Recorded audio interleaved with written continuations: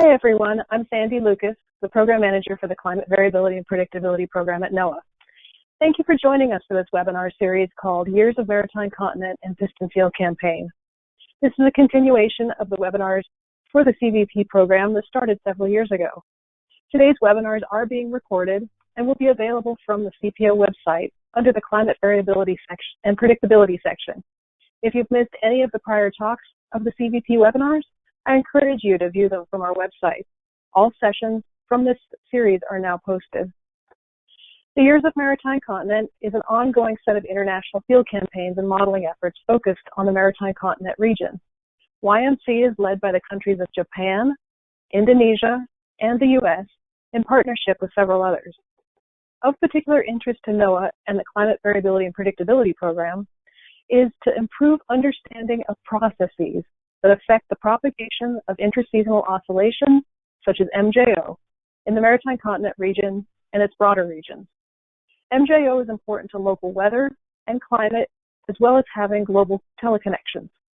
However, the Maritime Continent can sometimes act as a barrier to those propagations, and weather and climate models have a hard time reproducing this barrier for the MJO and this effect. In response to that need, the CVP program solicited for observation and modeling projects that investigate different processes that affect MJO. Additionally, in collaboration with the Office of Naval Research, CVP supported several activities of the Piston Field Campaign. This year's webinar series has covered the 16 projects funded by CVP. I'm sad to say that we're coming to the end of the original webinar series. Today is the final official date in the season. However, I am excited to ask you to save the date of April 8th at 4 p.m. Eastern, which is our regular meeting time and which will be in 2 weeks. On that day, we will have an open roundtable discussion about the current state of this research and what gaps remain. The discussion will include remarks from the directors of several directors and program managers in NOAA research programs.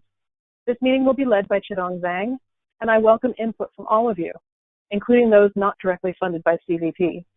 So just to repeat, please save the date on your calendar for April 8th, 4 p.m. Eastern. More information will be sent on Monday, including an agenda and the links to the other programs at NOAA that are participating. Additionally, if there is interest in continuing the YMC webinar series as a community-led effort beyond March, please contact me or Victoria Breeze to volunteer to organize future speakers and dates. Our emails are on the slide that you see in front of you. So far, I've not been contacted. However, I may have speakers lined up for April 22nd, so your duties, should you volunteer, would begin mid-April. Please contact us. Our emails are shown on that slide. I'd like to thank Dr. Victoria Breeze, our communications specialist, for her continued support during the series. Victoria will be describing the series and introducing our speakers today. Victoria, whenever you're ready. Thank you, Sandy. Hello, everybody, and welcome to the 10th and final webinar session on the topic of Years of Maritime Continent, which features 2 presentations per session and has run from September 10th, 2020 to today, March 25th, 2021. As Sandy said, an open discussion forum will follow on April 8th. This series of presentations will share the latest results from these projects and will allow the PIs to discuss the importance of their work, outcomes, and lessons learned with a broader scientific community. We hope you will enjoy today's talks and ask plenty of questions.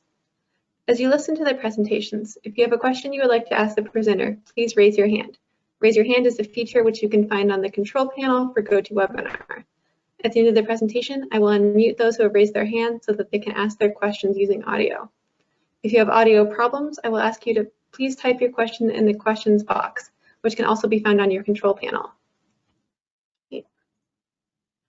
Our first speaker today is Dr. Taehyun Kim. Taehyun received his PhD from Seoul National University and is an associate professor in the Atmospheric Sciences Department at the University of Washington. His research interests include the dynamics, modeling, and prediction of the MJO and its teleconnections, the mechanism of mesoscale convective organization and its representation in numerical models, and tropical cyclogenesis in observations and high-resolution global models. Taehyun received the Distinguished Scholar Award from the Korean Meteorological Society in 2017. Taehyun, thank you so much for joining us. At this time, we will turn the controls over to you. during the Q&A session. Thank you for the introduction, Victoria. This slide shows our project title and the investigators. Our project has two components, one led by myself and another led by Professor Eric Maloney at Colorado State University. But in the interest of time, I'll talk about the work that has been done from what I've led, and hopefully there's a future opportunity to hear from Eric. So here's the title of my talk today, and I'd like to acknowledge my collaborators, Min-Sup An and Daehyun Kang, for their contributions. The results that I'm going to show you today are largely from their recent work. All right? I'd like to start my presentation with this statement: Meridian oscillations are perturbations around the mean state. For example, when we want to show what MJO is, this is what we typically show. In this animation, precipitation and upper-level geopotential height fields are presented in the form of deviations from the climatological seasonal cycle. When you define MJO as perturbations around the mean state, the next statement or hypothesis naturally follows. The mean state has strong control over, among others, the intensity and propagation path of the Madden-Julian oscillation. In my opinion, the most straightforward example that supports this statement is the difference in MJO characteristics between boreal summer and austral summer, which has been well documented since at least 20 years ago. The figures shown here are from Wang and Lui 1990 and Zhang and Ling 2017. The figures show that during boreal summer, MJO convection center propagates to the north of the equator, whereas in austral summer, it moves through the oceanic channel between Australia and Indonesia, located to the south of the equator.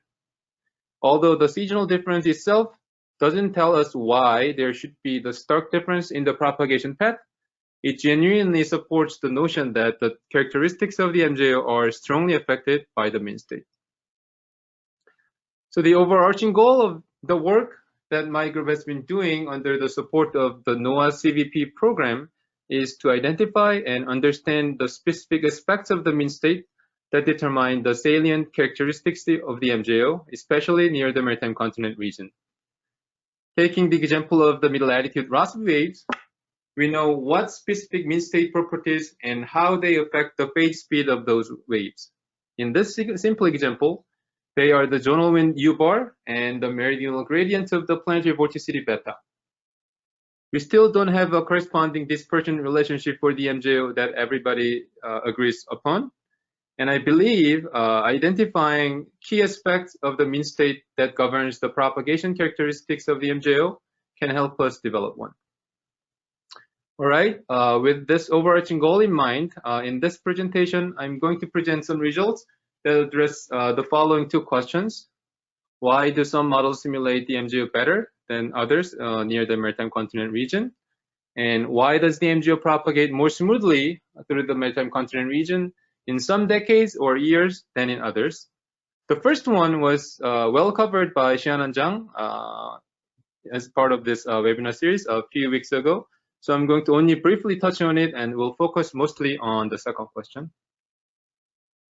I think it's necessary for me to briefly explain the concept of moisture mode here because this is the sole diagnostic framework that we use to understand the mean state control over the MJO. In a nutshell, you start with this sine function-like perturbations in the moisture field, which is tightly coupled to precipitation anomalies through the effect of moisture on convection. Precipitation anomalies then induce wind anomalies, which then redistribute moisture field. The initial moisture field will move eastward if the resulting moistening and drying has a quadratic relationship with moisture anomalies like this. Likewise, the initial moisture perturbation will amplify if the moistening and drying are in phase with moisture anomalies. In this figure from ERA5 and satellite OLR observations, the shading indicates OLR anomalies. Negative means enhanced convection, but you can consider them moisture anomalies. The patterns are more or less the same. The contours are moisture tendency anomalies, and you can see that moistening and drying occur to the east and west of the wet anomalies, blue shading again, that are moving moisture anomalies eastward, which is similar to what you see in the schematic. Now, if we compare the spatial pattern of the moisture tendency anomalies to those of the individual moisture budget terms, we can tell whether each term is contributing positively or negatively to the eastward movement of moisture anomalies. In observations, zonal and meridional advection terms, the two panels on the top show a pattern that closely mimics that of total moisture tendency, indicating their key role in the propagation. Under this concept, we can quantify the relative importance of individual moisture budget terms by either calculating the degree to which the pattern of each term is similar to that of total tendency, which is on the left, or by computing the budget terms averaged over a particular region, in this example over the southern maritime continent region. No matter which way we do the calculation with, we see the dominant importance of horizontal advection terms, largest positive terms in this bar graph. We can go one step further to get deeper insights into the advection terms by decomposing each field in the advection terms into the mean, interseasonal, and high frequency components. The results of the decomposition reveals that it is the advection of the mean moisture by MGO perturbation wind, which is indicated by T4, term 4 here, that gives moistening and drying to the east and west of moisture anomalies, hence moving moisture anomalies to the east. So to summarize what we have seen in the moisture budget of the observed MJO with this diagram, precipitation anomalies induce anomalous winds, and it is the mean moisture gradient that determines how much moistening or drying those wind anomalies will cause. And that is why and how the mean moisture gradient is important for MJO's propagation. And this is mean moisture field from ERA 5, and the moisture budget results highlights the horizontal moisture gradient in the southern empty region, indicated by the red box in this diagram, as the feature of the mean state that is essential for MJO's propagation across the maritime continent. All right, now let's talk about the questions. The first question has been addressed in many previous studies, and the recent papers listed here all deliver a consistent story that models that simulate a better MJO feature a sharper horizontal moisture gradient in the vicinity of the MC region. As an example, most recently, An et al. Compared CMIP5 and CMIP6 models, and we found that CMIP6 models better simulate MJO propagation over the maritime continent. This improvement can be understood in terms of moisture budget, in which the rate of moisture recharging over the southern MC region when MJO is approaching to maritime continent is greater in CMIP6 regions. The far left bars show the difference in the moisture recharging rate between CMIP5 and CMIP6 models. This is in turn can be linked to the difference in the mean state moisture distribution, where CMIP6 models show higher peak values and sharper zonal and moisture gradient. So collectively, there's a growing body of evidence that strongly suggests that the background moisture gradient in the southern MC region is key to the propagation of the MJO across the maritime continent. This may suggest that any attempts of explaining the MJO space fit need to account for the mean meridional moisture gradient. Well, the second statement may sound a bit too strong, and I wanted to be a little bit careful here. So in two papers led by Daehyun Kang, we approached the same problem from slightly different angles. So the issue we encountered when thinking about the multi-model analysis is that both mean state and MJO are affected by the model configuration, such as the cumulus parameterization, which means isolating the effect of the mean state from that of the cumulus parameterization, for example, is in some sense impossible. So to see the effect of the mean state in a more isolated manner, we examined the mean state MJO relationship in a 10-member ensemble simulation made with a single model that simulates a decent MJO, which is a CESM2. So in each 20-year segment in the entire historical period, and from all 10 ensemble members. We quantified how smoothly MJO propagates through the maritime continent using the MJO-MC propagation index, which is essentially the sum of positive correlation coefficients within the red box in this lag longitude diagram. After assigning one number to all 20-year segments available, we made two groups of 15 20-year segments with highest and lowest MC propagation index and named them high MC and low MC respectively. The panels on the right show that the difference between high MC and low MC appears in the maritime continent region, which is by design. Next, here, this figure shows the mean state differences between the two groups. So the upper panel shows that high MC is overall cooler in the wormhole region, except near the equator, increasing temperature gradient on both sides of the equator. The mean moisture closely follows the SST pattern, and as a result, in the lower panel, the meridional moisture gradient sharpens to the north and south of the equator if you compare high MC and low MC groups. With this sharper meridional moisture gradient, the rate of moisture recharging in the MC region when MJO convection is approaching from the Indian Ocean is greater in high MC, and the difference can be explained by that of meridional advection, which is the third bar graph in this graph. So in this study, we showed that at least part of what we see in the multimodal study is the pure effect of the mean moisture gradient that is independent of the effect of model parameterizations. By the way, this is the result of the decomposition, and you see the second bars, second group of bars, which is the advection of mean moisture by MJO perturbation winds, is showing the largest difference between the two groups. So far, the strategy has been that we first select models or decades based on MJO performance and examine the difference in the mean state between them. Another way of examining the effect of the mean state would be to make groups based on specific features of the mean state and then compare MJO characteristics. So we applied the latter strategy to the year-to-year variability of the MJO in observations. And the specific feature of the mean state we focused on is the mean moisture gradient, as you may have expected. So in this study, we define an index for the meridional moisture gradient, or MMG, targeting the southern MC region, motivated by previous studies. And the southern MC region is again indicated by the red box. And then we compare the years with relatively steep gradient to those with relatively weak gradient.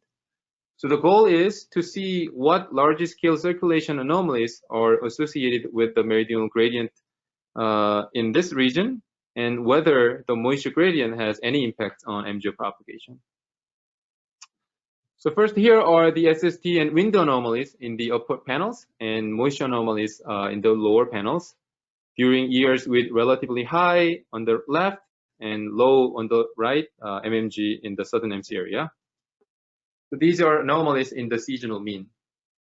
There are a few interesting features here that I like to mention.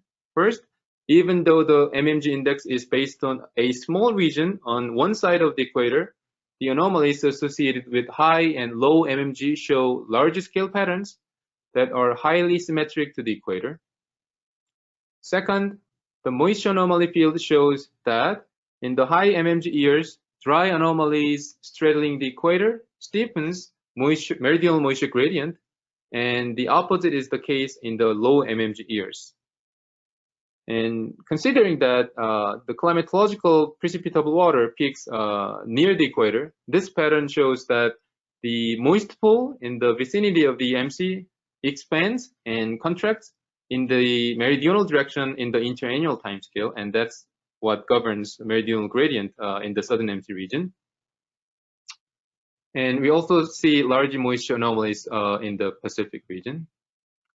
Lastly, these moisture anomalies are associated with large-scale SST anomalies in the central Pacific and in the southern Indian Ocean.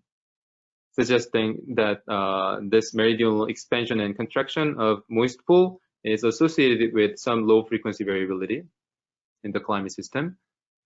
And I have to mention one caveat of our study here, which is that we excluded extreme El Nino events from our analysis because their effect on mean state moisture field is very different from that of normal El Nino and La Nina years. In any case, now if I compare MJO propagation characteristics between high and low MMG years, here is what we found. The so-called MC barrier effect on MJO propagation is much more pronounced when the mean moisture gradient in the southern MC region is weaker. In other words, during low MMG years on the bottom, which is providing another evidence that highlights that the mean state moisture gradient is important. The moisture budget also conveys a story that is consistent with those from previous studies, which is that meridional advection, especially the advection of mean moisture by MJO perturbation wind, is dominantly contributing to the difference in the rate of moisture recharging ahead of the onset of MJO convection in the MC region. In this study, we also looked at the vertical profiles of meridional advection term and the components that comprise it. So on the left, total meridional advection anomalies are much larger in the high MMG years. This is again over that southern MC region during moisture recharging period.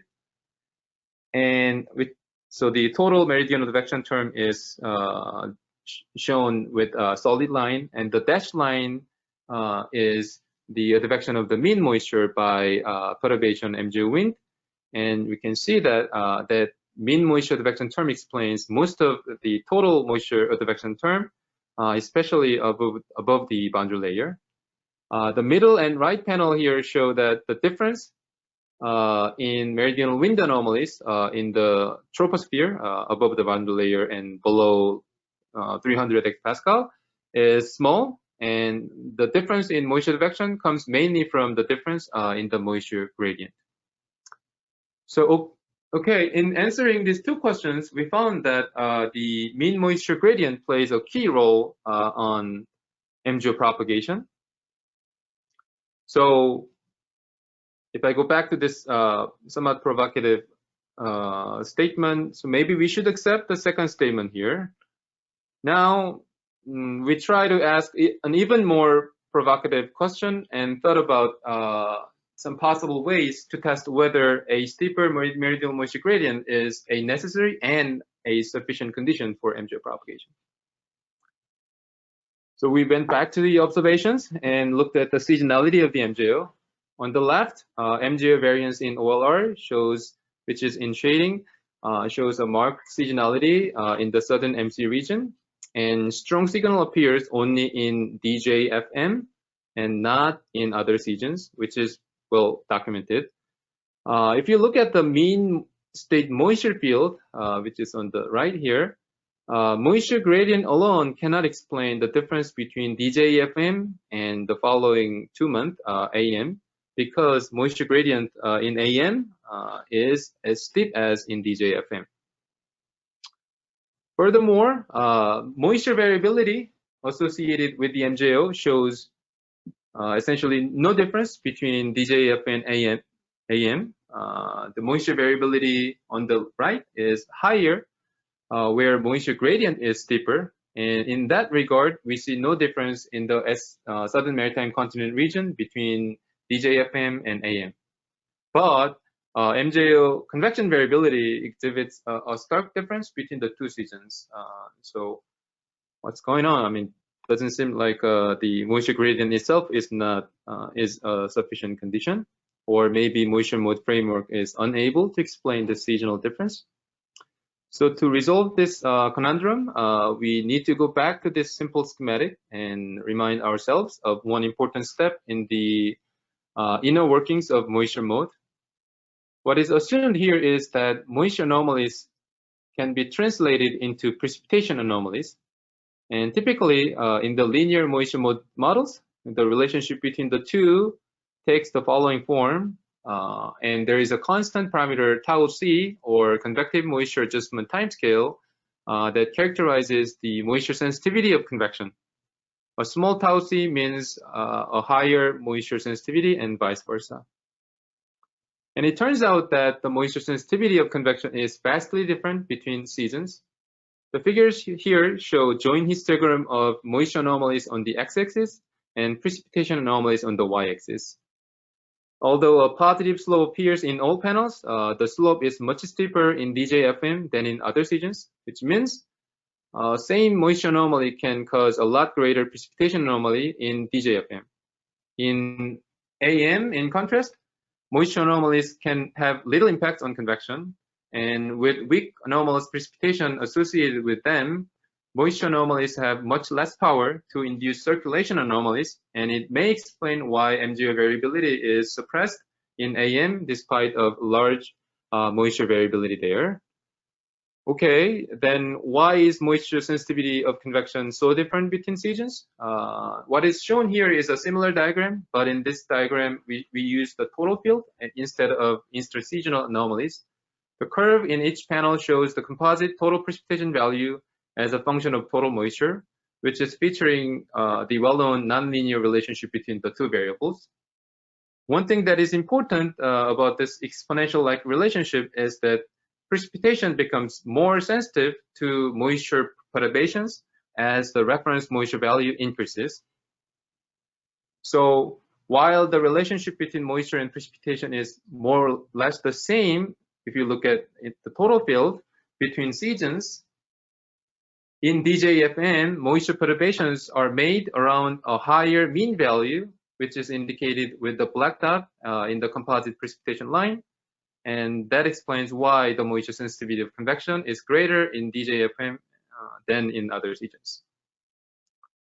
And lastly, just want to show that increase in mean moisture during DJFM is not associated with SST, which shows not much difference between DJFM and AM, and it is actually associated with the onset of Australian monsoon during the season. So to answer the last question that I asked, a sharper moisture gradient appears to be unnecessary but not a sufficient condition for MGO propagation. The gradient needs to be in sufficiently moist area that allows strong moisture sensitivity of convection for it to play a meaningful role. That's pretty much all I have today, and I'd like to conclude my presentation by saying that more work needs to be done to understand the factors that shape the mean moisture pattern, and also to identify other mean state aspects that determines MGO characteristics. Thank you. Great, thank you so much, Jaehyun. At this time, if anyone has any questions, please go ahead and raise your hand in chat. All right, I see one from Eric. Eric, your mic's unmuted on our side. You might have to do the same. Hey, Daehyun. I couldn't resist asking you a question. So in the variance budgets, you featured the part of the variance budget related to propagation. And I was wondering, I can't remember in your paper if you looked at the variance budget related to maintenance and whether or not there are any differences in the maritime continent in that part of the budget, you know, for propagating and non-propagating years.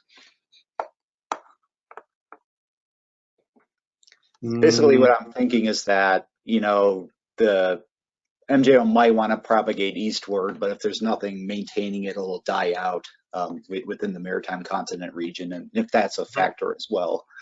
Mm-hmm. Yeah, it's a very good question. I don't remember in my 2014 paper I looked at, I don't remember the result, but one thing that I didn't show today is that during DJFM season, it's the only season where you see positive feedback from latent heat fluxes. And we speculate that the reason why we see the strong signal in the southern MC area, and which is basically, which means the detouring of southward detouring of MGO around the American continent, It occurs partly because the MJO there is supported from latent heat flux anomalies. Thanks. I am not seeing any other hands raised. So I think we will say thank you again so much to him and move on to our second presenter. All right. Up next is a presentation by Dr. Jiming Kwang.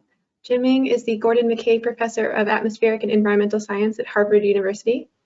He received his PhD from Caltech.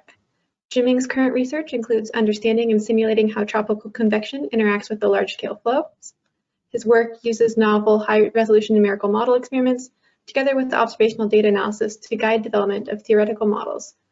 Besides the meteorological implications of tropical convection, his group is also interested in its role in global chemistry.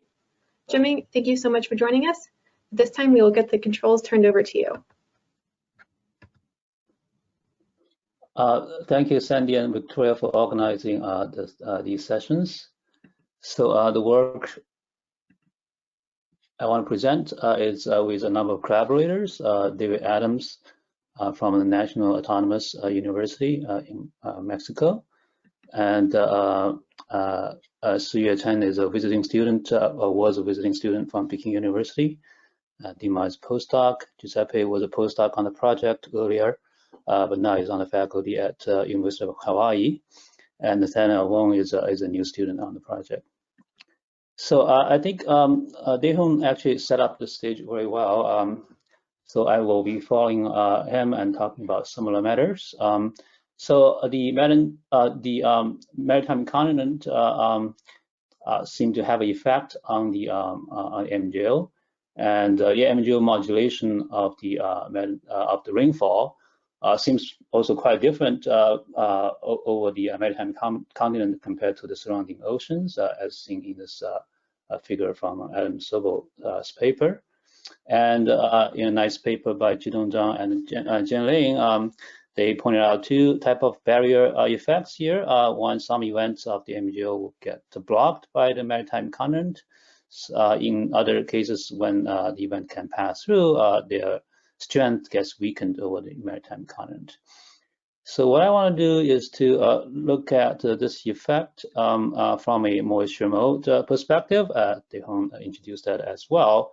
So in a nutshell, from the perspective of linear stability, you can think about this as sort of two components of a loop. If you consider weak temperature gradient, then the regions with higher column moist static energy, or MSE, will rain more. And then if that rain, additional rain leads to some anomalous circulation, and if the combined effect of that anomalous circulation in terms of diverting the MSE around and the anomalous feedbacks from the radiative and surface fluxes increases the column MSE, then that will lead to instability. So from that lens, we can perhaps interpret some of the effects that have been hypothesized about the maritime continent. So one thing is the low heat capacity over the islands. They can reduce the surface enthalpy flux feedback. Then the other one is a very nice paper by Samson, Hagels and all, looking at that the MJO can modulate the diurnal cycle of clouds, and so therefore modify the solar energy input in such a way that it will reduce the radiative feedback. So I should say that the moisture mode angle is by no means the only idea out there, but certainly is a very influential one. So those two ideas I just showed in the last slide, sort of emphasizing on this part of the loop, right? So this the modification of anomalous radiative and surface fluxes. So, but what about the other component of the loop in terms of how rainfall depend on the column moisture energy on the WTG? That's the same thing as saying the column moisture amount. Right, so so this is the paper by Bresson et al. That started this type of plots, plotting rainfall as a function of column water vapor, and it increases rapidly. So the main hypothesis of the study is that that dependence may be weaker over the maritime continent because of the stronger diurnal cycle there. Convection can break through even when the rainfall is somewhat lower, even when the column water vapor is somewhat lower. And if that's indeed true, then that will affect that lag of the loop, and that may contribute to the weakening of the MJO over the maritime continent within this moisture mode framework. So to do this, you need rainfall data and you need column water vapor data. The rainfall data is actually reasonably well established, for example, from TRIM or GPM. But it's actually trickier to get column water vapor. So the microwave data used in the Bresson et al. Study is not good for the land. So in terms of prior work, Paul Rundy and Frank looked at the water vapor and column water vapor and the interseasonal variance over the maritime continent using this NASA product. And we have looked at this in our study, and we did some issues that indicate this may not be particularly reliable over the maritime continent. And this study by Bergman and Jacob was closest to what we are trying to do, except they kind of focused on the coastal rainfall and they used the ERE interim, and we want to look at how reliable that product is. So the data set we started with is this data set based on ground GPS stations. So Sumatra, this is the Sumatra over here. So that turned out to be at the plate boundary between the Indian and Australian subplates and the Sunday plate. And obviously we had this 2004 Sumatra earthquake and tsunami that killed a lot of people there. So geophysicists have lots of ground GPS stations to detect the movement of the plates. So for them, they want to remove the delay due to the presence of water vapor in the air, which modifies the index refraction and cause delay in the radio wave signal. So it's basically the noise they want to get rid of, and that's a really nice signal for us. And because the L-band radio wave that's used here is relatively insensitive to clouds and rain, so it actually provides all weather measurements, which is actually very hard to get other than radio songs. All right, so we have categorized them into three categories. One is the stations over the 4 arc islands. We call it archipelago stations, and then we have the coastal stations in green, and then we have some very few stations over land, the red points. I should say that this data set was brought to our attention by Kunio Yuniyama, who is one of the leaders for the YMC, and was processed by David Adams, who is an expert in the GPS observations. This data, the raw data, was provided to us by Emma Hill, a geophysicist in Singapore. Okay, so when we looked at the diurnal cycle of the precipitable water, so on the left-hand side it would be the coastal stations and the stations on land. On the right-hand side are the archipelago stations. You can see that the coastal and land stations have larger diurnal cycles, and the colors indicating the different phases of the MJO. Okay. But if you average over the day, the x-axis of the local time, if you average over the day, then you actually see from the wet season to the active phase to suppressed phase, the change is actually similar between these two categories of stations. If you look at rainfall, and this is based on a GPM product, and you can see that the modulation by the MJO is actually very small for the minimum part, for the most of the diurnal cycle, except the late afternoon during the peak time period over a few hours. And the effects on the rainfall over the ocean, however, is more widespread over different hours, a wider window in time over the diurnal cycle, and also the modulation is a bit larger. So this is already indicate that the dependence of rainfall on column water vapor is weaker in the context of the MJO, if we choose to interpret this in terms of dependence. But we also want to look at more generally how does precipitation depend on column water vapor in the style of the Bresson et al. Paper. So that this is a figure like that, and you can see that the dependence is actually quite a bit weaker over land, and maybe slightly weaker over the coast compared to the ocean. The coast is the green. Now we should say that this is just one island, and we have actually very few stations over to land, and whether we can consider the coast to be land and the archipelago to be true ocean you might want to be cautious about that. So in order to extend these results to the broader maritime continent, we considered other data sources. So one source is the SUMINet. So this is from a senior thesis by Alan Robo.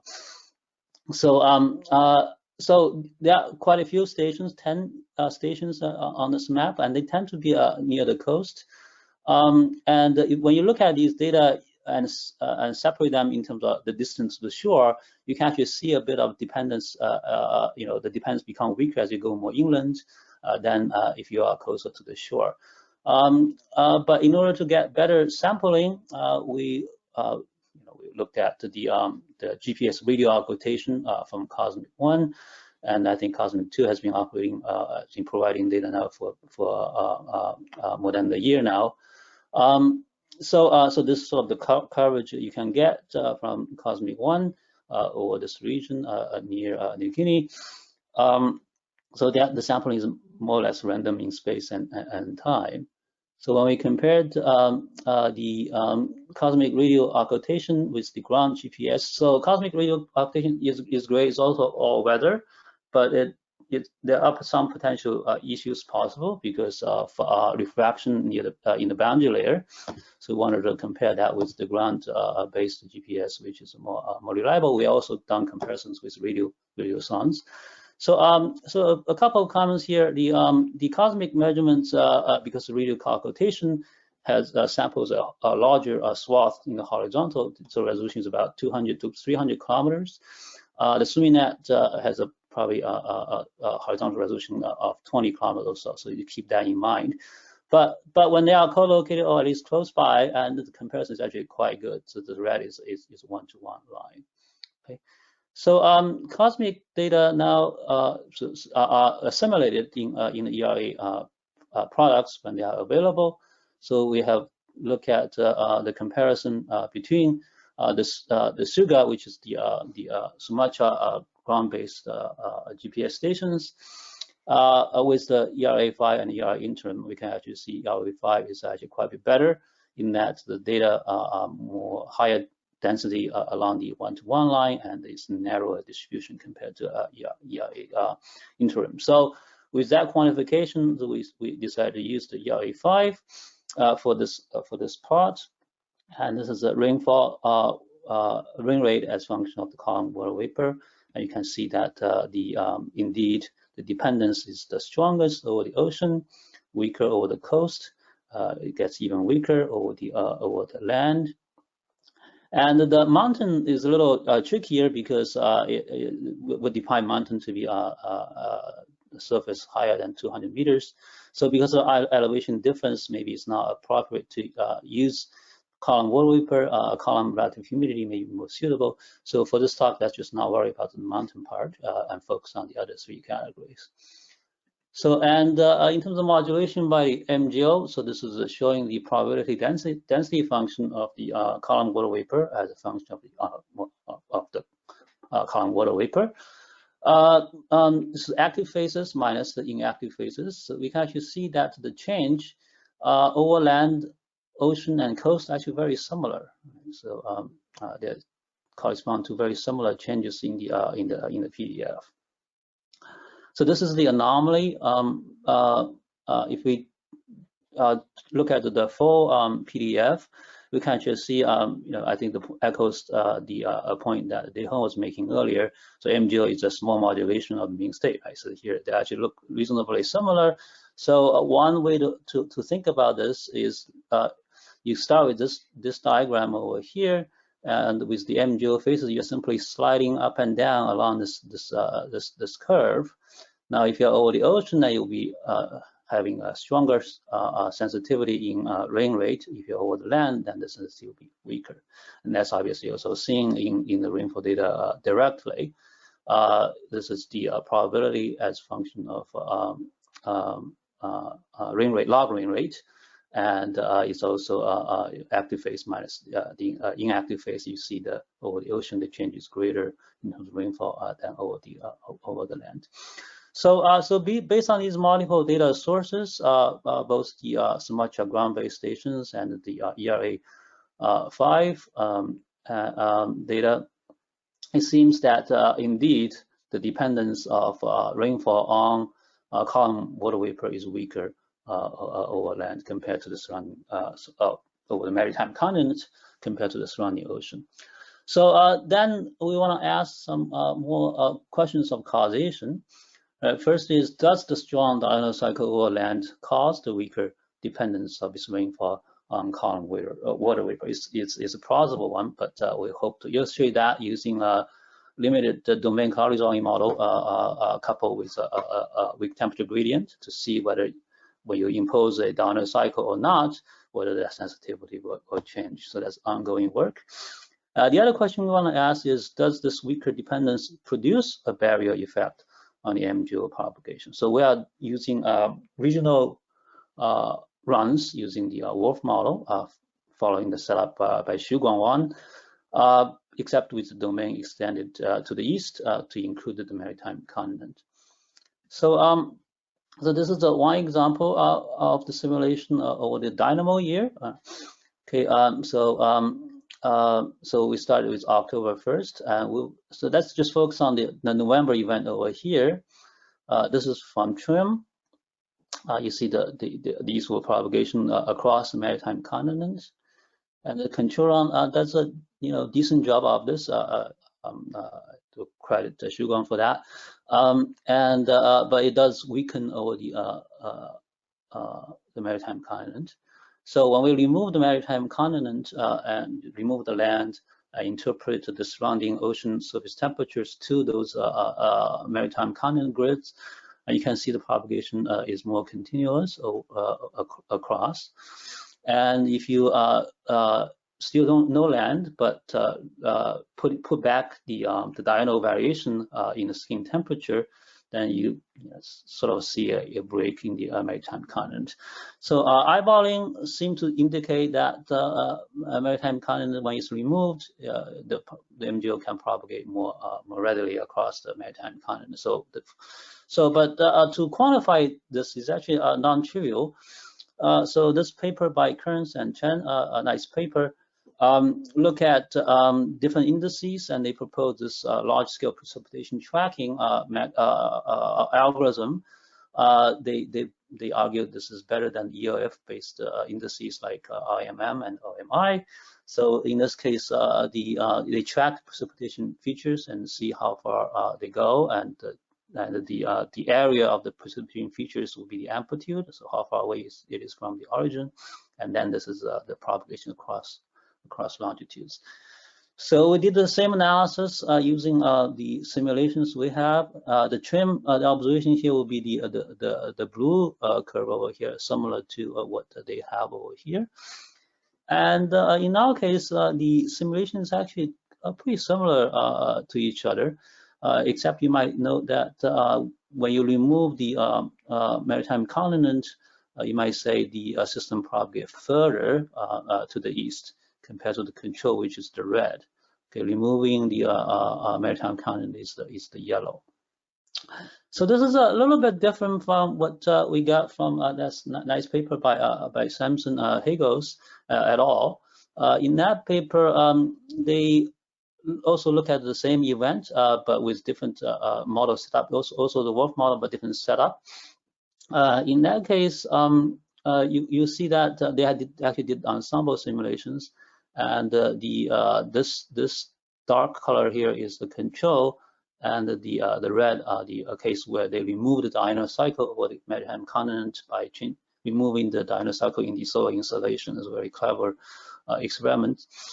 In that case, they see a more substantial difference between the two. Okay, so if you compare that with our results, we can actually see that the difference is probably mostly due to that their control is quite different from quite a bit weaker than what was observed. In our case, the control seemed to be close to the observations, and removing the maritime continent has a notable effect, but not as large as what they were seeing. So and then we also tried other events. I think we have tried 7 events in total so far. So this is another event during 2000. Okay, so here you can see a MGO event over here, and the control seems to be able to capture that behavior reasonably well, a little bit more diffusive. But when we remove the maritime continent, in that case, the signal over the ocean actually becomes a lot weaker, even though the signal over the maritime continent is stronger. So I guess to summarize, we got pretty mixed results over here. And given what I showed at the beginning, I think it stands to reason that since the MGO seems to weaken or get blocked as it passes through the maritime continent, it seems to reason that if we remove the maritime continent, the MGO should be stronger and more readily propagating through the maritime continent. But we are sort of seeing a more mixed result.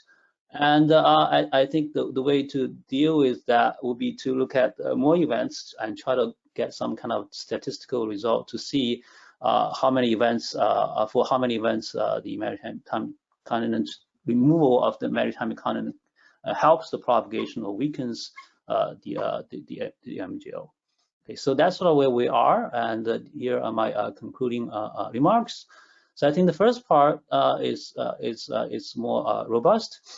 So based on multiple data source, I think it's pretty clear that the dependence of rainfall on column water is weaker over the maritime continent, and in theory, this would have the potential to contribute to the barrier effect on the MGO by attacking the other part of that loop, in addition to the reduced feedback from radiation and surface fluxes. On the other hand, in numerical experiments that remove the maritime continent, the effects on the individual MGO events from what we have seen appear quite diverse.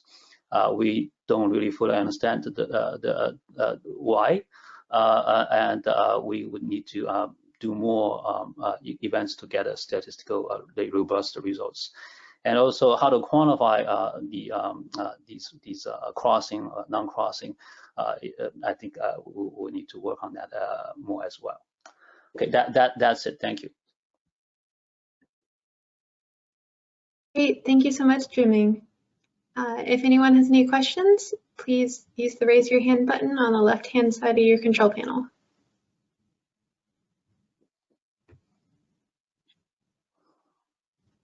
Chidong, I just unmuted your mic. You may have to do the same on your side.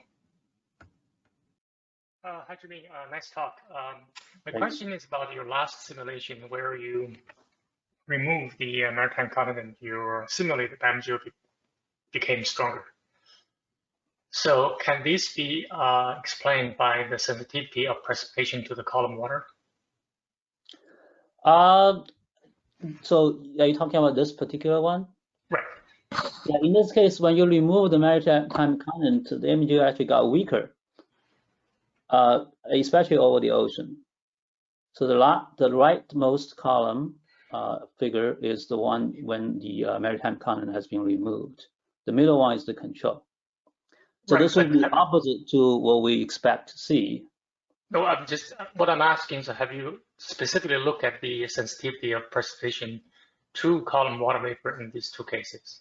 Yeah, I don't think, I actually did not look at these two specific cases, but as I shown earlier, the MGO is really a small modulation on the mean state.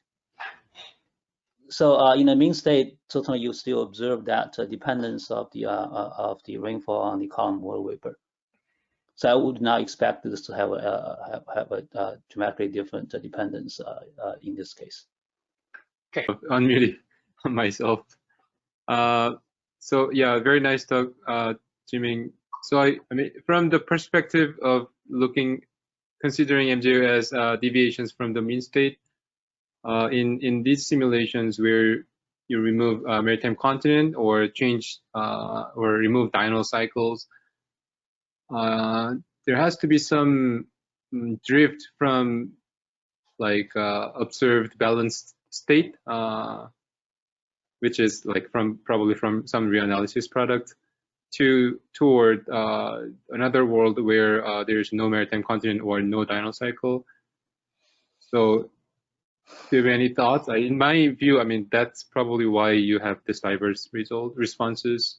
Yeah, no, that is a great question. In fact, we have emphasized that in our past work as well. In this particular case, though, it's a regional simulation, so the domain is actually not that big. So it's actually quite heavily controlled by the boundary conditions. Mm-hmm. Inside, and this simulation really hasn't is not run for very long. I don't know if it's worthwhile to enforce the mean state to be the same as the control, but I think it's a good idea. We should look into that. Yeah, my gut feeling is that it hasn't been very long, and it's also fairly heavily controlled by the boundary conditions. Mm-hmm. Thank you. Great. I saw Samson's hand up for a moment. Samson, did you have a question as well? Yes, it's just along the lines of Daeun. Ziming, what did you do with surface conditions when you remove the maritime continent? Did you just interpolate the SST? Yeah. How do you make sure that the fluxes are somehow reasonable for the region?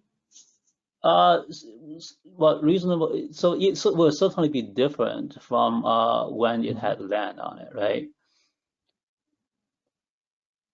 Okay. Yeah, I'm just trying to understand how one would interpret that, because that means the input of energy to the system would be different. I'm wondering along the lines of Daeun's, if there is a way to account for that difference. Yeah, again, I think that's an excellent point. I think the surface flux will be by definition will be different, because when you have land, then you can think about a long-term surface energy balance. But when you have ocean, then you will not, right? Because it can be an infinite source on this time scale.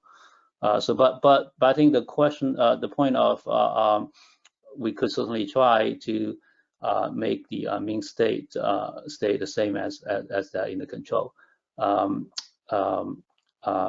In my gut feeling, again, I think these are regional simulations of a relatively small domain and for a relatively short period of time. So I could be wrong, but we're certainly looking into that. Thank you. Yeah, thanks, Samson.